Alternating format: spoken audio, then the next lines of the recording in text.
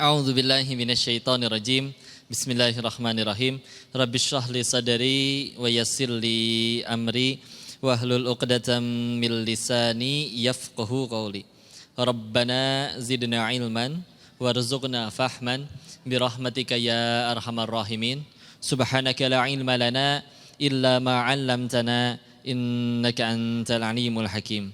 Bismillahirrahmanirrahim. Assalamualaikum warahmatullahi wabarakatuh. Alhamdulillahirabbil alamin wa bihi nasta'in ala umuri dunya waddin. Assalatu wassalam wa ala asrafil anbiya'i wal mursalin wa ala alihi wa sahbihi ajma'in, amma ba'd. Bunda-bunda yang dirahmati oleh Allah, juga ada ya bapak-bapak, Masya Allah. Segala puji hanya kepada Allah yang menyampaikan kita ke tempat yang mulia ini, kegiatan yang ahsan ini. Maka jadikan setiap pertemuan kita ini bekal terbaik, karena kita pasti akan pulang kepadanya, dimintai pertanggungjawaban atas perbuatan kita. Dan semoga Allah ridho dengan pertemuan kita hari ini ya. Amin ya rabbal alamin. Dan salawat beserta salam semoga selalu tercurah kepada junjungan kita baginda Rasulullah Muhammad sallallahu alaihi wasallam beserta para keluarganya, para sahabatnya, dan mudah-mudahan Allah sanggupkan kita istiqomah mengikuti senah-senah Rasulullah hingga akhir hayat kita. Amin ya rabbal alamin. Bu, sehat? Dompetnya sehat? Insya Allah. Alhamdulillah ya. Masih awal bulan ya. Ustaz, berarti donasinya banyak nih insya Allah ya. Awas we mensatiknya. Mengancam. Alhamdulillah enak kalau di Bandung. Emang udah kebiasa agak ada logat Sundanya. Udah dipakai Mandarin udah pusing dah si ibu. Ini hui shui chung wen ma? Cece li yoren hui shui chung wen ma? Meyo. Halah halah. Ini hal han hal. Xie ni. Insyaallah. Ada Umi, sehat Umi. Insyaallah. Alhamdulillah. Apa tema kita hari ini, Bunda? Nyontek kan nih nunduknya, Masya Allah. Nah, Alhamdulillah. Rahasia nikmat, rahasia tentang nikmat. Ini harus ta'aruf lagi dulu nggak? Ada yang pertama kali ketemu? Lumayan ya. Berarti yang nggak angkat tangan berarti udah pernah. Minimal ketemu di medsos ya. Alhamdulillah. Ya udah ya, biar kenalan lagi insya Allah. Sedikit aja insya Allah. Namanya siapa? Nama aslinya, nama Cinanya? Tak apa. Lin Chin Fu. Ulangi. Masya Allah. Fasih. Marganya Lin. Nah, ada gitu Cinnya dari kata Cinse artinya emas. Cinse. Se. Ya. Kayak pakai huruf sa gitu ya. Jadi kalau ada ditulis pakai pinginnya ZI itu dibaca se. Cinse ya. Lu fu-nya dari kata shing fu, blessing, berkah. Jadi seueur emasna, seueur berkahna.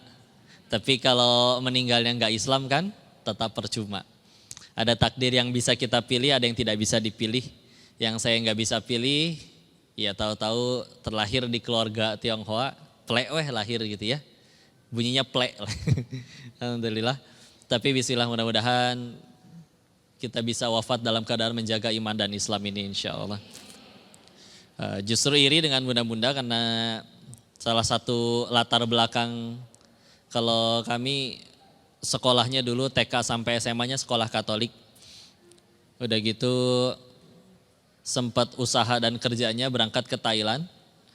3 tahun 1 bulan 10 hari di sana. Dan itu masa kelam ya, di sana sempat bekerja berprofesinya.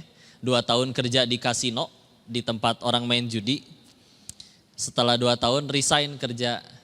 Akhirnya buka usaha sendiri. Buka usaha apa? Buka kasino sendiri. Ya. Jadi punten ya. Ini lagi ngobrol sama mantan bandar judi. Tapi ya begitulah.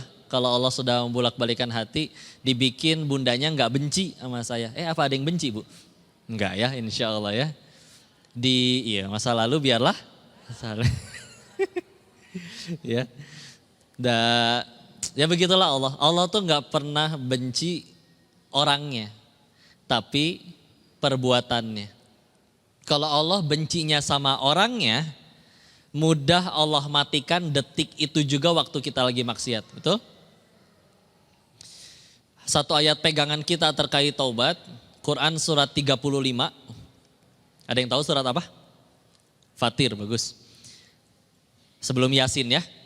Nah di ayat terakhirnya, Fatir itu ada 45 ayat. Ayat terakhirnya, ayat 45, pojok kiri atas. Pas sebelum Yasin ya. Allah berfirman, A'udzubillahi minasyaitonirrajim. Bismillahirrahmanirrahim. Walau yu'akhidhullahu an-nas bima kasabu ma taraka ala dhahriha min dabbah walakin yu'akhiruhum ila ajalim musamma. Terjemahannya, ini pegangan kita Bu ya. Kadang kita sadar diri kita punya dosa. Kadang cara setan untuk bikin kita gak jadi tobat, dibisikinnya kayak gini. Moal diampunan deh, langsung udah kepalang basah, nyebur aja sekalian. Pernah ada perasaan kayak gitu? Maka hakul yakin itu dari setan. Ya, karena dia nggak suka kita tobat dan dia nggak bisa mencegah manusia tobat dengan, misalkan ya, apakah ada orang yang tobat pas lagi pengen wudhu buat sholat, tahu-tahu di sliding dari belakang, di tackle gitu, ditonjok, dicekek pas kita mau wudhu gitu sama setannya? Nggak ada Bu. Kalau ada jadi film horor, ya nggak ada. Kita habis bikin dosa nih, sadar salah, pengen tobat, ya kan? Nggak akan ada sejarahnya oleh setan itu dijambak, diselengkat, nyampe guling, nggak ada Bu. Ya, dia nggak bisa apa-apa. Demi Allah, tipu daya syaitan karena doifa, inna kaida syaitana karena doifa, doif lemah. Bu, kalau ibu di rumah punya murotal MP3 yang nyalain Al-Quran 24 jam di rumah, itu setan gak suka Bu. Dia mencet tombol matiin sendiri aja gak bisa Bu. Kalau bisa horor ya. Parum sorangan ya. Kalau bisa horor. Tapi dia bisanya ngapain? Paling juga cuman ngebisikin orang yang tamu datang. Bosan Quran wae ganti atuh. Udah kira diganti. Mau kita setel 24 jam gak bisa apa-apa. Makanya rasa yang dibikin oleh syaitan itu dikasih was-was. Diampunan mualnya. Udah banyak banget dosa. Kepalang basah nyebur sekalian lah. Apalagi dapat info nanti kalau udah mulai ibadah kudu bangun subuh tiap hari. Kudu nggak boleh yang muda-muda, nggak boleh pacaran lagi, nggak boleh ninggalin ngaji lagi, kudu rajin. Wah asa berat gitu teh. Yang masih suka mabok nggak boleh mabok lagi. Jadi dikasih was-was kayak gitu. Tapi ayat yang tadi, walau yu'akhidullahu nas bima kasabu ma taraka ala dhahriha min dabah walakin yu'akhiruhum ila ajalim musamma. Apa artinya? Kalau sekiranya Allah menghukum hamba atas dosanya, detik itu juga Bu. Kita bikin dosa nih, langsung Allah turunin azab detik itu juga atas dosa itu. Maka apa kata Allah? Tidak akan tersisa satu makhluk bernyawa pun di muka bumi. Artinya apa? Berarti kalau sampai tidak ada yang tersisa, semua manusia yang sekarang sedang hidup di muka bumi itu gak ada yang lolos Bu dari dosa. Punten ya. Bahkan yang berbicara di depan, bahkan punten semua para alim ulama. Karena ya yang maksum cuma Nabi, yang bersih dari dosa cuma Nabi. Tapi ayat itu menandakan bahwa sekecil apapun dosa, kalau Allah kontan bayar detik itu juga, bisa mati Bu manusia. Tapi kenapa manusia masih ramai begini Bu? Ya, karena kata Allah, walakin yuakhiruhum, tapi Allah mengakhirkan untuk mereka sampai waktu yang ditentukan. Jadi setiap kali kita punya salah, setiap kali kita ngerasa punya dosa, demi Allah, kalau untuk diri ya, kalau setelah kita bikin dosa gak mati Bu, sederhana, berarti kata yang punya langit dan bumi, Allah masih nungguin tobat kita. Ya, masih kasih kita kesempatan. Mudah dong, Allah udah saking kehelnya sama kita nih, saking benci. Matiin detik itu juga gampang gak bagi Allah? Gampang. Ya. Tapi dengan sekian banyak pengeluhan kita, sekian banyak ngegerutunya kita, sekian banyaknya kita gak rela dengan takdir Allah. Padahal berapa banyak hal yang kita butuh, gak pernah minta, tetap Allah kabulin. Ya. Terus kita masih jadi hamba yang seperti itu? Enggak pernah ada. Hukuman nanti, ditunda sama Allah. Berarti setiap kali kita beres dosa, tugas kita yang paling utama, sesegera mungkin kalau bisa langsung salat taubat, ya segera bertobat kepada Allah. Ya, mengingat itu tadi bahwa apakah tidak akan diampuni? Oh diampuni. Dosa manusia memang banyak, tapi ampunan Allah selalu jauh lebih luas. Ya. Bahkan mungkin sebagian kisahnya sudah masyhur diriwayatkan. Contoh kalau kita kutip dari kitab Riyadhus Shalihin, itu ada kisah orang yang udah bunuh 100 orang. Ya. Pengen bertobat, tadinya dia bunuh 99 orang, Bu. Lalu tanya ke rahib, pendeta yang memang bukan muslim. Apakah Tuhanmu akan mengampuni aku? Aku udah bunuh 99 orang. Katanya tidak akan, dibunuh jadinya jadi 100. Akhirnya bertanya ke seorang alim, seorang bertakwa, seorang yang beriman kepada Allah. Tanya, pertanyaan yang sama. Apa Tuhanmu akan mengampuniku? Dijawab apa sama ulamanya? Memangnya apa yang menghalangi kamu dari tobatmu? Dia seketika langsung, oh iya ya, selama ini saya nggak tobat karena nggak ada yang larang, nggak ada yang mencegah. Saya ke masjid nggak akan ada yang ngelarang, saya pengen wudhu nggak akan ada yang ngelarang. Apa yang menghalangi kamu dari tobatmu? Gak ada, Bu, demi Allah. Gak ada. Justru salah satu alasan paling kuat kenapa masih hidup kita hingga detik ini, Allah nungguin tobat kita. Ya. Jadi tenang itu mah. Ya. Karena masa lalu seperti apapun bismillah. Karena sekali lagi, kalau Allah udah kepalang benci sama kita, mati detik itu juga bisa. Ya. Itu kalau ke diri. Kalau ke orang sama. Kok saya nyaksiin dia lagi maksiat kok nih dengan mata kepala saya sendiri. Tanya aja, itu orang habis maksiat mati gak? Enggak sih, masih hidup tuh jalan orangnya misalkan. Ya udah sederhana, berarti kata yang punya langit dan bumi, yang punya langit dan bumi pun masih kasih dia kesempatan. Maka apa hak kita sama-sama hamba yang pernah diampunin sama Allah, menghakimi orang tersebut? Moal asup surga nu eta mah. Pastikan neraka nu kos kitu mah. Astagfirullah ya. Dan kita ge sama-sama pernah diampun ke Allah. Apa buktinya ayat yang tadi? Kalau Allah balas kontan, enggak ada Bu manusia di muka bumi ini. Habis semuanya karena punya dosa. Ya.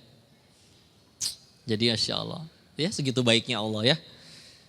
Dan tadi upaya kita menggapai ya untuk bisa mencapai nikmat. Sebelum kita bahas lebih lanjut, saya pengen samakan persepsi dulu nih tentang nikmat dan musibah. Bu, nikmat itu apa sih? Coba. Karunia yang Allah berikan. Oke, ada. Ada yang lain?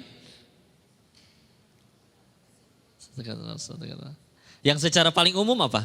Biasanya ya, kalau tanyanya, apalagi kalau tanyanya bukan sama yang sering ngaji. Nikmat itu apa sih? Ketika keinginan saya terkabul, gitu. Sesederhana itu. Pengen punya jodoh, dapat jodoh.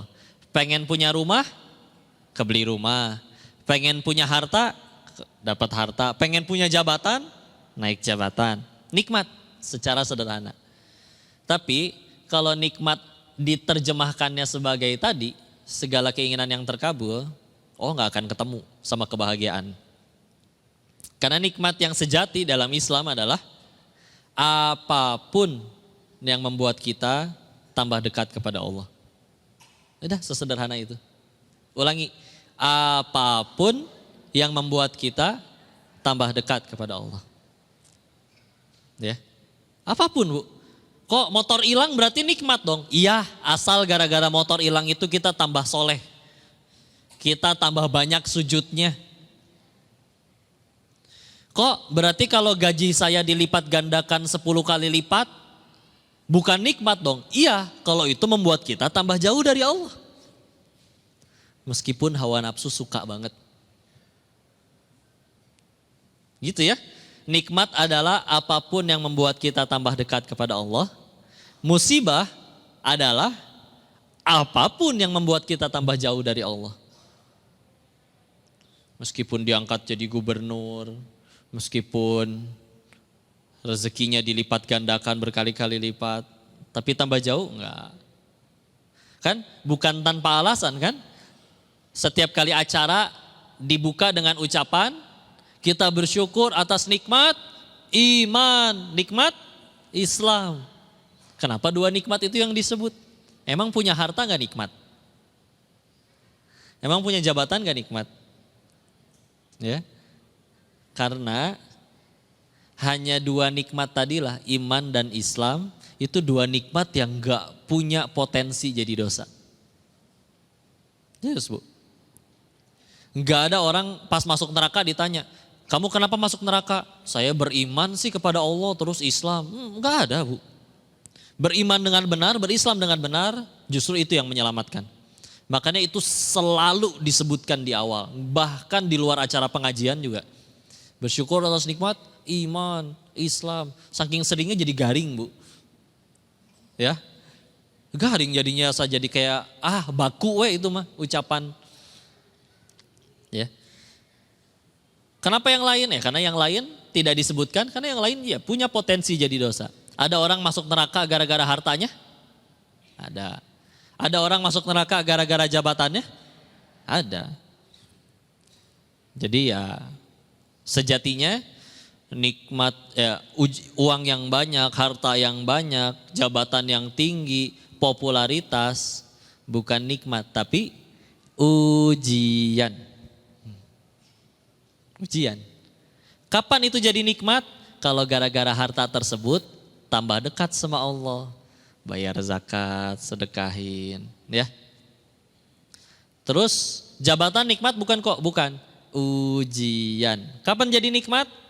Kalau dengan jabatan tersebut dia menggerakkan dirinya dan orang yang dipimpinnya tambah dekat sama Allah. Gampang kan? Enak kalau kayak gitu, Bu. Apapun yang terjadi, jadiin jalan tambah dekat kepada Allah, jadi nikmat terus dong. Ya gitu. Makanya coba lihat orang-orang soleh terdahulu. Soleh iya, dosa sedikit, nyaris tidak ada, bahkan para nabi itu maksum tanpa dosa. Tapi apa ujiannya lebih ringan dari kita? Enggak, lebih berat. Apa pundungan? Enggak, misal nabi pundung gitu ya. Wahai Rasul, kenapa engkau tidak berdakwah? Ambung kamari ge dielek wae ku batur. Pakai bahasa Sunda deh.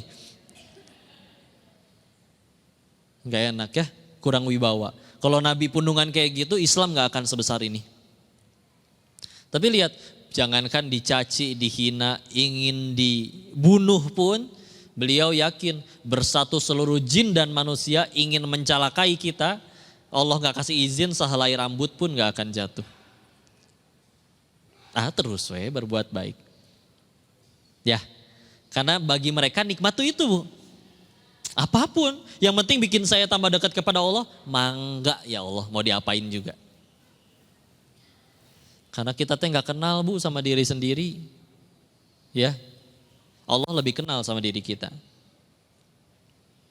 Bu, tahu nggak jumlah giginya berapa? Ada yang pernah ngitung? Oh, jumlah gigi saya segini. Ada yang tahu jumlah giginya masing-masing? Nggak pernah ngitung, Bu? Kecuali mungkin kalau sudah 70 tahun ya, ada kok 2, gampang ngitung ya.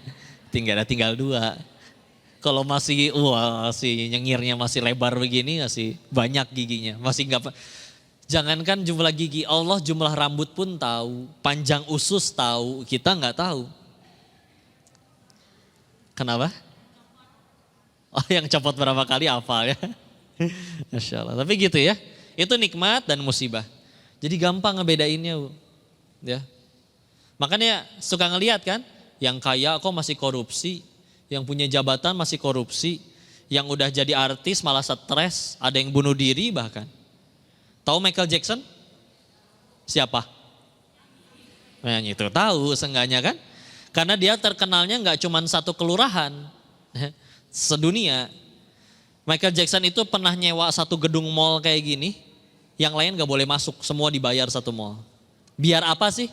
Biar supaya pengen tahu gimana rasanya belanja kayak orang normal. Karena kalau nggak ribet, bakal minta foto, tanda tangan, beliau nggak suka. Karena Michael Jackson udah jadi artis dari umur 5 tahun. Sama keluarganya tuh Jackson 5 dulu namanya. Ya.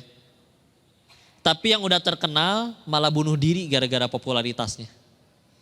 Sedangkan kita di zaman sekarang melakukan berbagai macam hal untuk terkenal. Ada yang live TikTok mandi lumpur ya. Kalau dikasih mawar nampol diri pakai sendal ya. Ada yang bahkan ibunya sendiri gitu udah sepuh disuruh mandi pakai lumpur ya. Gimana cara menghentikan itu? Udah mas satu nggak ada faedahnya ya. Udah jangan ditonton sama jangan dikasih itu gift. Supaya jadi gak jadi duit bagi mereka. Selagi masih dikasih duit bagi mereka jadi pilihan. Ya, seperti itu. Maka nikmat itu tadi ya. Apa tadi nikmat? Apapun yang membuat kita tambah dekat kepada Allah. Ya. Apa itu musibah? Apapun yang membuat kita tambah jauh dari Allah. Udah sesederhana itu. Bu pada bawa kertas nulis, saya pengen tanya survei ya. Survei. Silakan tuliskan apa yang paling membuat ibu bahagia. Silakan. Apa aja boleh. Pengen Lee Min Ho atau Song Joong Ki jadi mu'alaf terus melamar saya kok. Boleh, mangga. Mangga, tulis Bu. Udah gitu 7 personil BTS jadi suami ke-1 sampai ke-7 kok. Namanya geng ayal ya. Sok tulis tapi. Silakan apa aja. Udah Bu? Minimal 3 lah ada ya. Atau kalau nggak ditulis gak adalah di kepala. Sekarang izin punten tolong dijawab dengan jujur. Siapa yang di dalam daftar tersebut menuliskan surganya Allah angkat tangan. Ya Allah kehitung jari Bu. 1 doang yang di belakang. Kelupaan apa gimana Bu? Atau enggak pengen surga ini teh?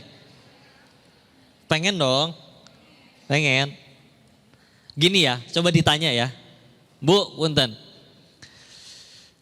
Kalau di daftar itu semua nih, semua yang ditulis di situ tadi, punya suami seperti apa, punya rumah sebanyak apa, silakan apapun itu.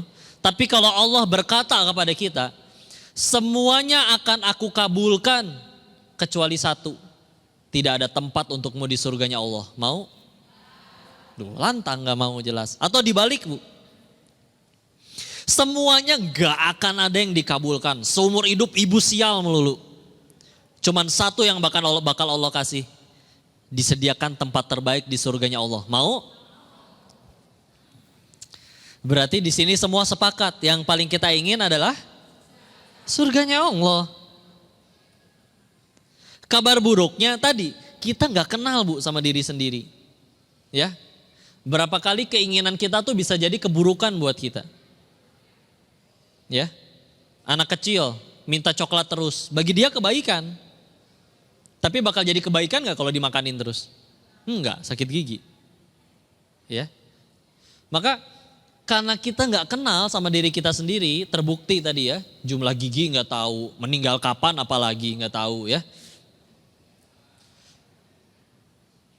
Kabar baiknya, kita ini diurus oleh zat yang maha tahu. Yang paling tahu tentang diri kita. Kalau ditanya siapa yang paling kenal sama diri kita? Allah. Ya. Pasangan kita bisa jadi masih ada yang gak bisa baca hati kita. Allah bisa tahu. Allah alimum bidatis sudur. Mengetahui yang ada di hati. Dan kita diurus, kalau ditanya siapa yang paling sayang sama kita? Allah. Allah lebih sayang kepada kita daripada kita sayang diri sendiri, daripada orang tua kita sayang sama kita. Maka kita sedang diurus oleh yang maha tahu, maha penyayang. Ya. Maka kabar baiknya, Allah lah yang paling berusaha untuk supaya kita bisa nyampe ke surganya Bu. Ya. Allah yang paling berusaha agar supaya kita bisa sampai ke surganya. Dan macam-macam terserah. Ada yang diujinya kelaparan, ada yang diujinya suaminya begitu, Ada yang suami dan mertuanya udah baik, anak-anaknya begitu. Ada yang suami dan anak-anaknya baik, mertuanya begitu. Semuanya udah baik, usahanya gak lancar. Semuanya untuk apa sih? Kita nyampe ke surganya, Bu. Ya. Ini contoh ya, kita ambil pelajaran. Ada surat yang disunahkan dibaca nanti setiap malam Jumat atau hari Jumat. Surat apa? Al-Kahfi. Al-Kahfi surat keberapa? Bagus. Berapa ayat? 110. Juz berapa? Iya, Al-Kahfi itu pertengahan Quran, maka pasti juz 15. Ya.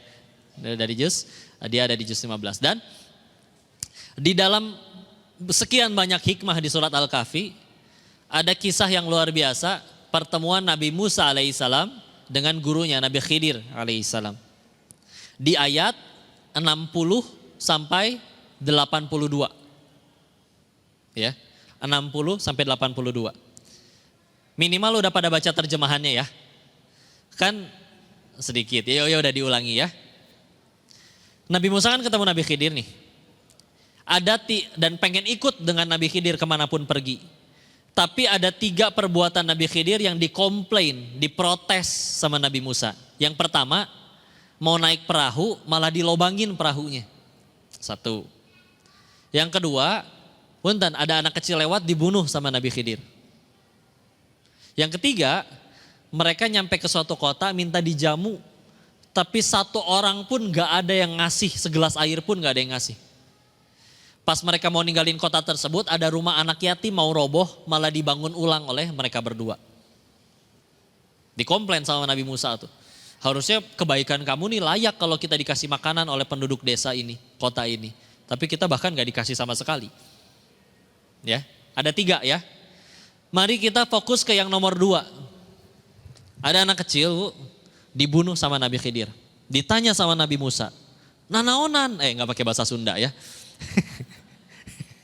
Kurang wibawa ya, Masya Allah. Enggak mungkin Nabi Musanya pakai bahasa Sunda. Ya. Ada lagi ini. Kirain saya betelor. Insya Allah ya. Maka ditanya, kenapa kamu membunuh anak kecil yang belum punya dosa? Disebut, sudah kubilang kamu tidak akan mampu bersabar mendampingiku. Ya. Tapi kan di akhir perjalanan dikasih tahu juga kan? Apa alasannya? Apa alasannya, ada yang ingat? Kata Nabi Khidir, anak itu nanti akan murtad dan mengajak sekeluarganya murtad. Ya. Makanya Allah sampai seperti itu, ya, mengutus Nabi Khidir. Coba lihat hikmahnya, Bu. Skenario pertama. Kalau ternyata si anak itu tetap hidup dan mungkin dia bakal jadi tokoh besar, Bu, orang besar, orang kaya, punya jabatan, dan seumur hidup gak pernah durhaka ke orang tuanya, gak pernah cekcok sama orang tuanya. Tapi sekeluarga murtad, Bu, masuk surga gak? Enggak. Ya. Atau dibalik, si anak ini memang meninggal waktu kecil, tapi si anak meninggal sebelum dia akil balik, belum punya dosa. Masuk surga gak si anak? Masuk. Orang tuanya, ibunya, mungkin setiap malam akan menangis sampai meninggal. Misalkan jarak antara si anak meninggal sampai si ibu meninggal, si ibu masih hidup 40 tahun lebih panjang. Dan selama 40 tahun tersebut si ibu gak berhenti nangis setiap hari. Mempertanyakan, ya Allah anak saya mati ya Allah. Katanya engkau maha adil, lagi main di depan rumah ada yang bunuh. Tanpa dikasih tahu alasannya. Sedih gak? Sedih, tapi dia tetap meninggal dalam keadaan beriman meskipun sedih seumur hidupnya. Meninggal dalam keadaan Islam, beriman, menjaga ketaatan, ujung-ujungnya ke surga gak? Ke surga. Ketemu lagi gak sama anak yang tadi? Ketemu. Apalah artinya capek beberapa tahun di dunia kalau ujung-ujungnya surga Allah yang abadi. Dan apalah artinya bahagia di dunia puluhan tahun kalau nyampe itu umurnya puluhan tahun. Ya. Tapi gak jadi surga, jadi neraka yang abadi. Ya. Berarti apa hikmahnya dari pelajaran itu, dari kisah itu? Allah yang paling melakukan berbagai macam cara. Allah yang berusaha paling keras walaupun segalanya mudah bagi Allah ya. Nggak ada yang sulit bagi Allah. Tapi Allah yang paling ngaturin gimana caranya kita bisa nyampe masuk surga. Lihat, saking Allah pengen sekeluarga ini nyampe ke surganya Allah, ya, Allah lebih ridho memilih atau mengutus seorang nabi untuk ngebunuh seorang anak kecil. Yang penting sekeluarga ini ke surga. Betul? Maka Bu, ini kita sekarang hidup nih. Ada masalah, mungkin ada yang punya hutang, anaknya ada yang belum nurut, suaminya ada yang gimana, usahanya ada yang lagi pailit. Itu demi Allah enggak kebetulan. Itu demi Allah atas izin Allah dengan satu tujuan yang sama. Memudahkan kita nyampe surganya Allah. Ya. Kenapa kok berat banget? Kalau pengen jujur bisa jadi. Kita segitu cintanya Bu sama dunia. Makanya berat kita nerimanya. Atau kedua, bisa jadi kita segitu gak pengennya sama surga Bu. Makanya berat. Contoh yang paling umum ya, sederhana, ini sering diulang. Bu, punya teman kerja misalkan, tahu sih orangnya mah ada yang itu ya. Tapi gak pernah ngobrol. Tapi hari ini dia teh jalan, ngedeketin, cengar-cengir, ngajak ngobrol, ketawa ketiwi, ramah banget ya. Giliran udah kita ladenin, ngobrol, bercanda, ketawa ketiwi, akhirnya sebelum pergi dia berbisik. Bro, boleh pinjem gocap dulu gak? Ternyata pengen pinjem? Pernah ngalamin? Pernah, bahkan gak cuman gocap kok. Berkali-kali misalkan ya. Ya udah dikasih gitu ya. Begitu dikasih dipuji, wah Masya Allah kau manusia terbaik. Ah lebay mujinya ya. Dikasih udah, pergi dia melengos. Qadarullah besok ketemu di pasar. Dan kita ya gak diat lagi, cuman pengen nyapa. Assalamualaikum. Dianya kaget, pura-pura gak kenal pergi. Nyebelin gak? Nyebelin. Sangat ya. Sangatnya dia pakai X depannya. Sangat ya. Sangat ya. Kalau kata sudut pandang dunianya, nyebelin yang kayak gitu teh. Tapi kalau kita lihat dari sudut pandang akhiratnya, pas kita minjemin duit, malaikat nyatet gak jadi pahala? Nyatet, gak mungkin ketiduran malaikatnya. Ya, pas akhirnya kita dijahatin sama dia, hati sakit, gak apa-apa manusiawi ya. Pas hati sakit, masalahnya kepahitan tuh ujungnya cuma dua. Kalau tidak menggugurkan dosa, pasti meninggikan derajat, udah cuman itu. Berarti kita dapat penggugur dosa gak? Dapat. Berarti kita pahala dapat, dosa digugurkan. Bukankah itu dua tiket utama ke surga? Kalau kita masih nggak nerimain, ya udahlah, ngaca terus ngobrol sama yang di kaca. Kamu nggak pengen surga ya? Gitu aja. Ya. Makanya kalau kita lihat kisah-kisah ulama terdahulu ya, difitnah, dicaci, malah dibeliin kue bolu buat yang fitnah. Sampai bingung yang fitnah, asa saya jahat, nah diberi bolu. Ya. Ya karena tujuannya tadi, alhamdulillah lah tuh. Dijahatin, dia yang rugi kalau dia nggak tobat. Tapi kan kita korban kok, meninggal nggak ditanya kelakuan dia, ditanyanya kelakuan masing-masing. Nggak rugi. Di dalam Islam yang rugi itu yang menzolimi, bukan yang dizolimi. Dia yang rugi. Ya. Pahala dia ditransfer ke kita. Pahala dia habis, dosa kita ditanggung sama dia. Kok saya dijelek-jelekin, dihina keburukan saya. Tuh ngaku keburukan dirinya. Dan kalau mau jujur ya, ini kalau sering ngaji sama DT pasti sudah tahu. Keburukan atau kehinaan yang disebut orang itu lebih sedikit daripada kehinaan kita yang asli. Ya, disebut, dasar lu Dennis banyak omong, cuman dibuka satu keburukan saya oleh Allah, saya banyak omong. Tidak dibuka keburukan saya yang lain, saya banyak utang, banyak cicilan misalkan ya. Misal. Ya. Nah kadang kita gak nerima kan, ya, ketipu topeng. Tahu contoh ketipu topeng?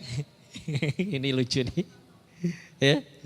Ini contoh ya, punten ya, belum ada contoh yang lain soalnya. Ada bos lagi makan sama karyawannya 3. Mules Bu. Keluarlah sesuatu yang menarik. Piut gitu ya. Dengan aroma yang cukup memuakan dan membuat dongkol gitu ya. Lalu 3 karyawan ini mulai merasa ada sesuatu yang beracun masuk ke paru-parunya. Ya. Lalu si bosnya gak enak. Aduh punten, bau ya. Kata karyawannya teh masalahnya besok gajian. Jadi saling nyenggol. Wangi bos, wangi kan, wangi bos, wangi gitu. Besok gajian bu soalnya bu. Bohwat daripada gak digaji ya gak. Nah si bos, masa sih jangan-jangan aku orang yang diberi karomah oleh Allah. Apakah aku wali Allah yang kentutnya wangi gitu. Ketipu ya. Jadi dia pede sekarang ya, merasa dia manusia si kentut wangi gitu. Besoknya si bos reuni sama teman-teman SMP-nya yang udah pada jadi bos besar pengusaha semua. Mules sama. Kali ini tanpa keraguan gak ditahan-tahan. Nyampe naik badan juga ya. Saking kuatnya tekanan dari bawah ya kan, ngebas gitu. Nah sambil terus makan enak ya teman-temannya gak ngarep digaji sama dia masalahnya. Akhirnya lisan berucap dengan jujur, bro tadi pagi makan bangke apa? Saya tidak terima, kemarin 3 orang bersaksi kentut saya wangi. Kurang ajar kalian semua. Ya itu ketipu topeng teh bu. Ya, kita ngedengerinnya ucapan orang yang gak kenal siapa diri kita sebenarnya. Yang ngarep ada butuh sama kita, ya jelas berkata yang baik.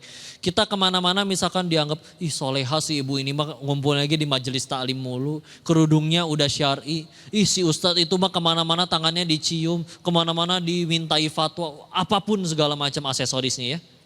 Lupa siapa dirinya yang sebenarnya. Pernah bikin dosa apa pas lagi sendirian. Dan Allah tahu.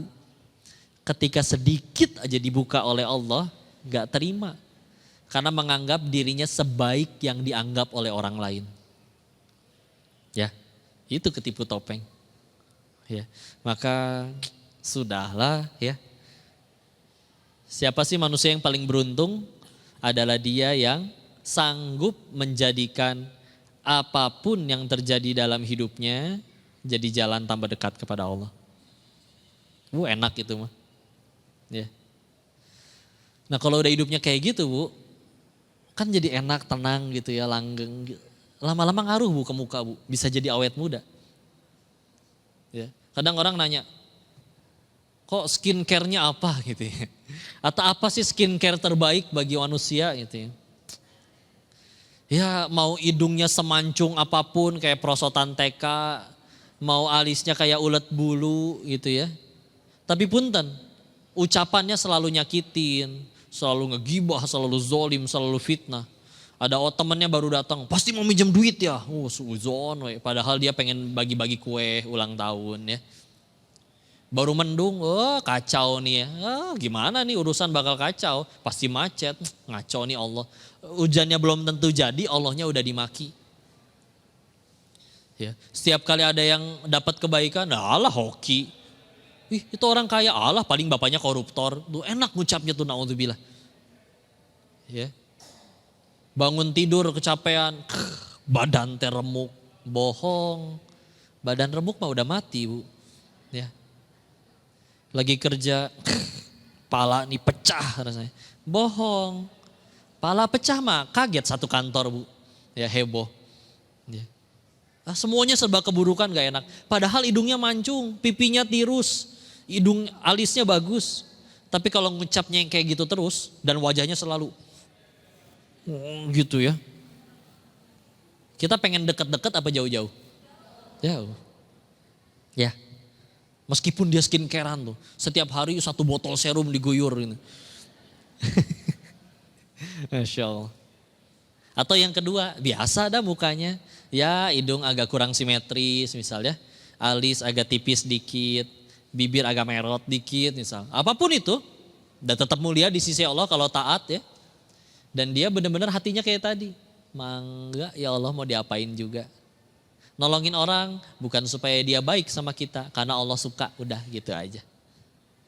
Bantu orang meskipun dia jahat sama kita. Ya karena Allah suka udah gitu aja. Dia mau balas dengan keburukan kayak dia yang rugi atuh. Kalau dia malah berbuat buruk. Ya, langgeng. Jadi kan gak pernah marah.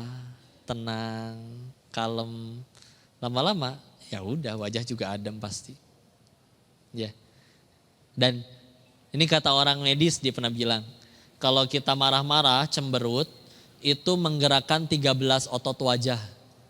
Kalau tersenyum, menggerakkan 6 otot wajah. Lebih pegel mana? Pernah cemberut seharian gak? Masa gak pegel sih itu mulu? Orang kita begini terus aja nyurang-nyurang, gak enak gitu ya. Coba kalem. Ketabrak sama mobil kita sama yang lagi belajar motor. Ya udah, itu udah pasti saya bisa jadi ada dosa. Ya. Dan yang penting sayanya nggak apa-apa, anaknya nggak apa-apa. Emang nggak, mobil mah bisa dibenerin. Ya. Hati-hati ya. Karena kadang ya itu, benda itu jadi ilah. Sampai ada punten ini kisah ya. Kita sampai jam berapa teh? 5 menit lagi ya, ini penutup ya sekalian ya. Kadang kita kebalik, mana yang harus kita cintai, mana yang harus kita gunakan. Singkat cerita, pernah ada seorang ayah, dia memang suka sekali sama mobil mewah. Dan akhirnya nabung kebeli mobil mewah. Dia punya anak yang belum bisa berpikir dengan ini, namanya masih anak-anak ya. Maka dia dengan kreativitasnya ngambil batu, digorek-gorek tuh ke mobil mewahnya. Ayahnya marah, lagi megang tang besi, obeng ya, dipukul ke tangan, peletak. Anaknya kesakitan sampai pingsan. Dibawa ke rumah sakit, dokternya berkata di ronsen, tulang anak Anda remuk, dia tidak akan bisa menggunakan tangannya lagi sampai wafat. Si bapak di situ jelas ngerasa bersalah ya, kecewa, dan dia langsung pulang ke rumahnya. Gantian, sekarang si bapak yang nendangin mobil tersebut.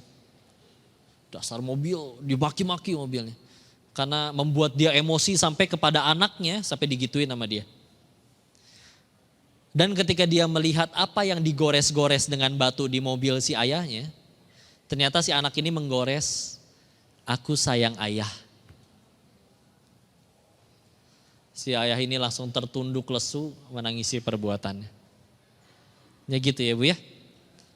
Kadang terbalik, yang seharusnya kita gunakan malah kita cintai mati-matian.